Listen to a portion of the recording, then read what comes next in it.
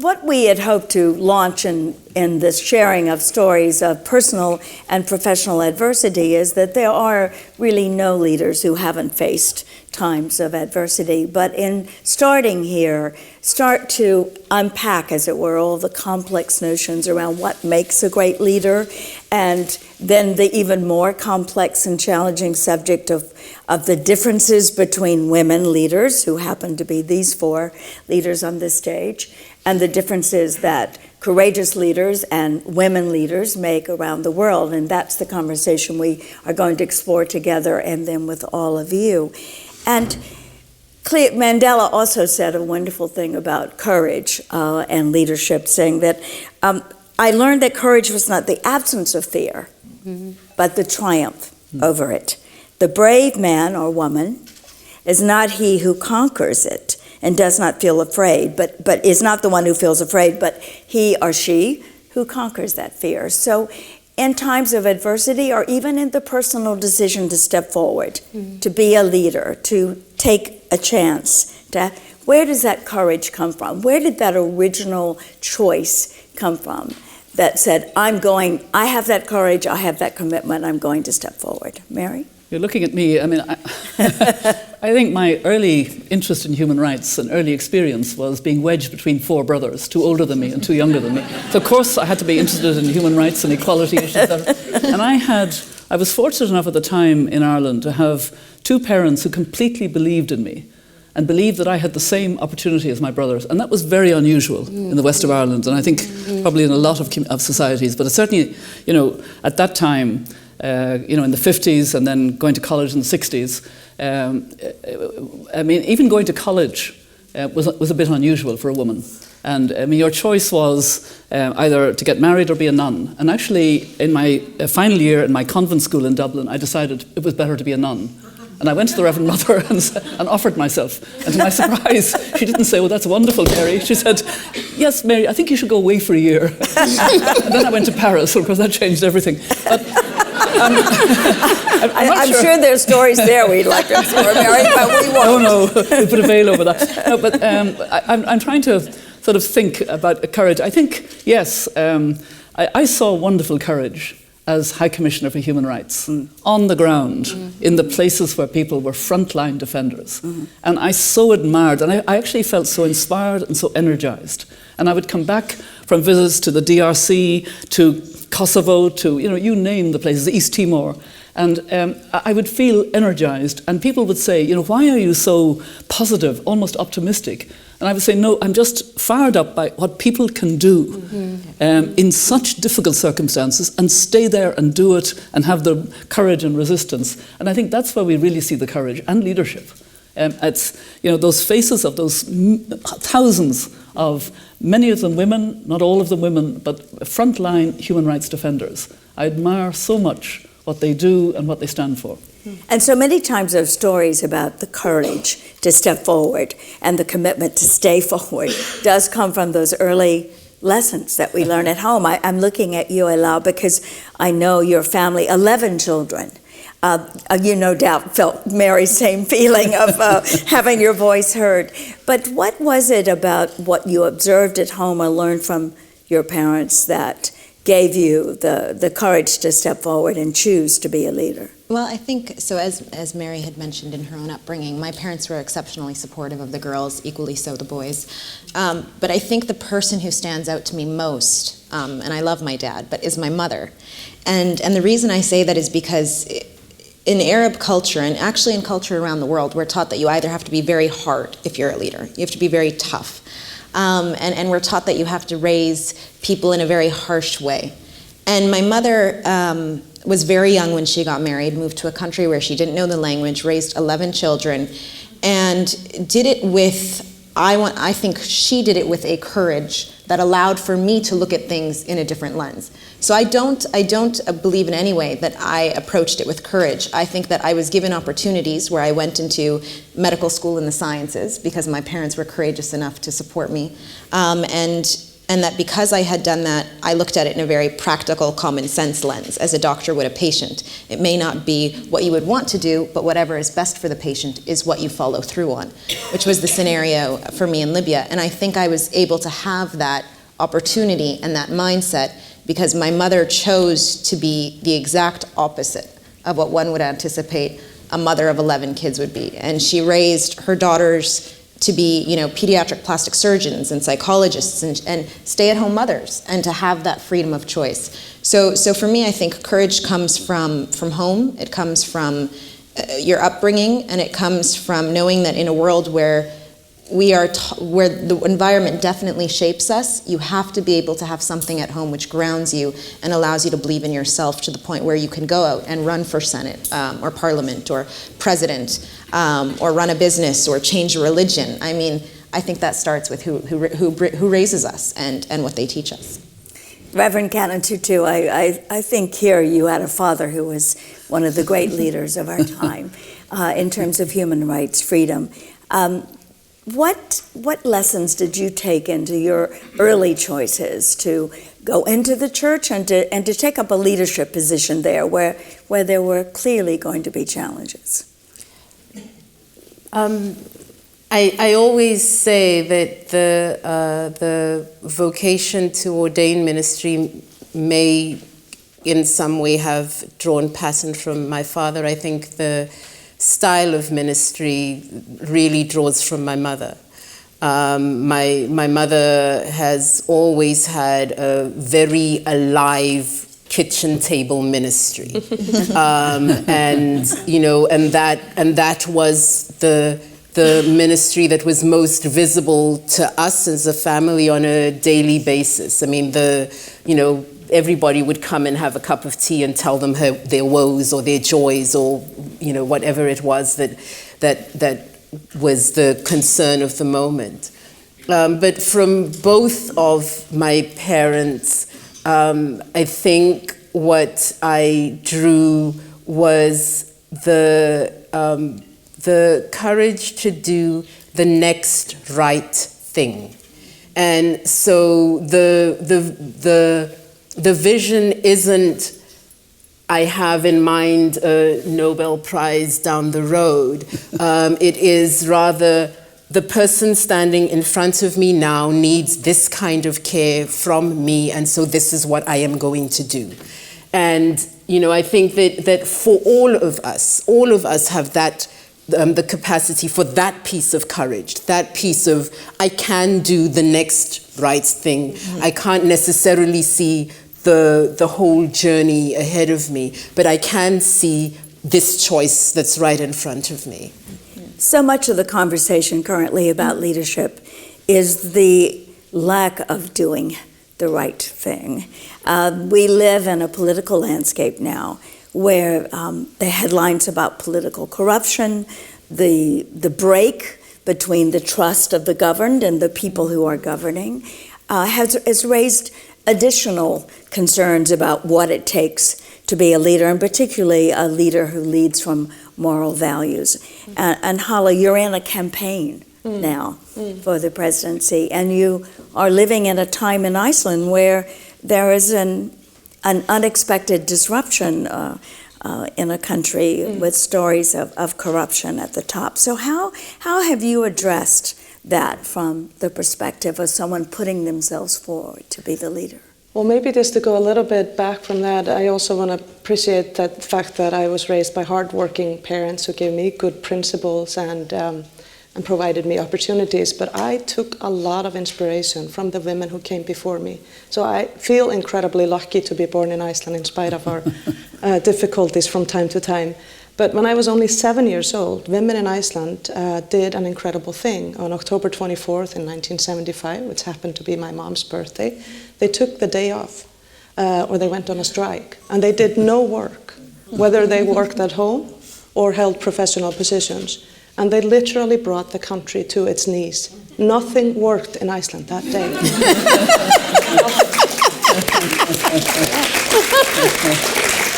I was 7. And you look at that, you look at doing power so differently, so collaboratively, and in such a shared way. And you are motivated to say, we can make a difference, and together we make a greater difference. And this was the beginning of a movement that's been very beneficial for me as a woman, being born in Iceland. And I think 5 years later, this made a big difference when we had the first woman to run for president in a democratic election, Miss Mpho Tutu, and she was elected president. And she was a president for 16 years, and was a huge inspiration for anyone of my age. And when you have women like that and people like that that go before you, it is your duty to continue on their shoulders to do something for the next generations. And I think the reason I made this decision, the biggest reason, is I've seen before, when I founded my own company, that I didn't feel things were right, and I thought we could work from a different set of values and principles, and I did it and it served me well.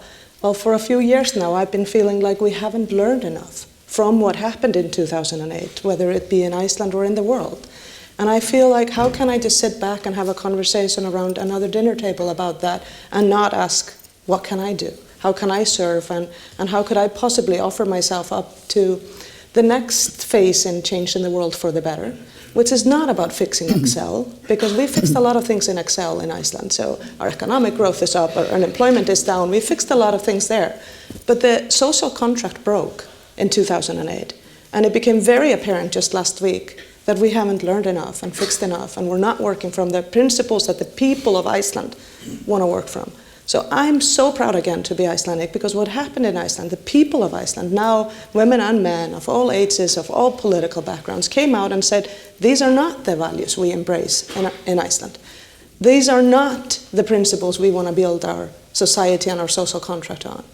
And I think the next phase in our change process is happening, and I'm offering myself up as a facilitator of that process. And whether I'm elected or not doesn't really matter, but to have the conversation about the values and the principles and the vision of something better is important. And that conversation is resonating all over the world now. I referenced that along with this sort of broken trust, there are also these questions about what makes an authentic leader, and how do you judge authenticity in the light of the clear ambition that's necessary to put yourself forward, to run as a leader. Mary, how do you see what's happening across the world in terms of moral leadership and the need for it at this particular time, maybe more than ever? Well, in a way, I'm fortunate to be a member of a group that Nelson Mandela brought together, the Elders. And we are always thinking about the most difficult crises in the world, and also issues like early child marriage, where we led a Girls Not Brides large coming together of so many people who had been trying to work in that, and we just gave it a lift because we had the moral authority collectively to do that. And I think we are very aware of the lack of a kind of leadership in the world politically. We're very in favour of a woman being the new Secretary General of the United Nations, because we feel that would have just a different prioritising. If you look at the way women organise, and it's really true at all levels. It's true in business, it's true at grassroots, it's true, every women's organisation. It's more collaborative, more problem solving, more listening, and it's just a different way of doing. And I think we need more of that kind of leadership. Because we have very, very difficult problems that we're not getting on top of in the world. And I'm therefore very strongly in favour of women's leadership. I like quotas to get us there more quickly, and I think we need the critical mass of women. It's just men have dominated the leadership roles in so many different areas, not just in political leadership, but also business, etc. And so I love Halla's story and determination and commitment. And I also want at a certain point to come back to the essence of what we've been saying at the moment, which is the capacity of women in the home to change everything. And that's what we're going to need to make the transition to a sustainable world. I mean, that's actually what we're going to need. I think that's actually a very important point, because when we speak about leadership, we tend to find ourselves talking about CEOs and presidents, and unfortunately, I think that we don't focus enough on the localized leadership, on what it takes to be able to propel a woman to being a president or a CEO is leadership in the home, leadership in the school, leadership in the community. And if we look at every country, I don't think Iceland would be the only one that comes to a halt if those women stopped working for a day. But the vast majority of your medical practitioners, your nurses, your teachers are women. And that is what is going to lead our next generation. That is where the social fabric is built. So I think leadership needs to be spoken about in all its forms, the highest leadership, but also at the very base, at the very grassroots, and in every community. And there is an awful lot of conversation, again, about this, that with all the complex problems that we're facing as a world, that we do need an approach, a different kind of approach, and the call has been for women's leadership, and we're seeing it. And yet there are still people who say, well, let's look at the outcomes of women's leadership. And while it's been proven to produce better bottom lines, so economic data is in on more women in management and boardrooms and places of power and authority have made a positive difference, there is still debate about the differences that women make as leaders. Reverend Tutu, come into this conversation from your perspective, looking at your country where women's names are being put forward, as possible presidential candidates for in the country, and the whole look at women as leaders across the continent of Africa. I think that that issue of critical mass really is an important one, because we lead as women, but we really need to have a critical mass of women who are willing to also subscribe to our style of leadership. I mean, it's fine to have a woman CEO, but when everybody sitting around the table in the boardroom is male, then essentially the way you manage to propel the organization forward is to be a man in a skirt. Exactly. And that, and that really doesn't change anything. And even in South Africa, looking at the political climate there, which is it's not only the tragedy of a country that seems to have really lost its moral compass, but also the voices in women's leadership in the ANC are. It's not the kind of women's leadership that we would want to. It's not what we would want to characterize as being women's leadership. And so it's also that we have to look across all of our metrics. So it's not just do you have the chromosome, but also do you have the attitude, and from where do you derive your power? Do you derive your power from your local population? Do you derive your power from your community?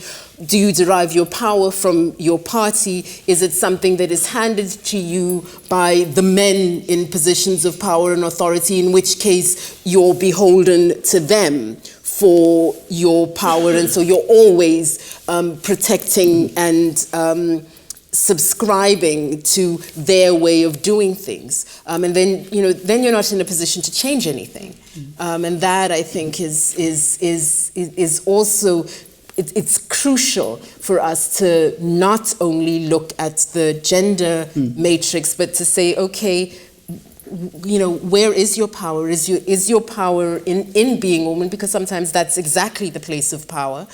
Or is do you derive your power from some other place? So, for instance, as a black woman, as a black person, I'm relatively powerless. Sort of relative to a white person, I'm powerless. However, as a clergy person, with most women, I'm relatively powerful. And then there's a difference there. And I think that I just wanted to just highlight, sort of a way of exercising power, which was demonstrated last year when South Africa was having the fees must fall crisis. And the students were protesting on college campuses all over South Africa. And a beautiful example of exercising power, and exercising power as women, exercising power particularly as white women. White women students on South African campuses formed a cordon around their black colleagues. So the black students were inside the cordon of white women, because the white women knew that even though the police were very willing, the riot police were very willing to baton charge students, they were not willing to be seen beating up white women. I know everyone wants to jump in on this conversation about power, and why don't we just do that? Mary, I just wanted to switch the focus, Pat, to your country and what's happening now with Hillary Clinton.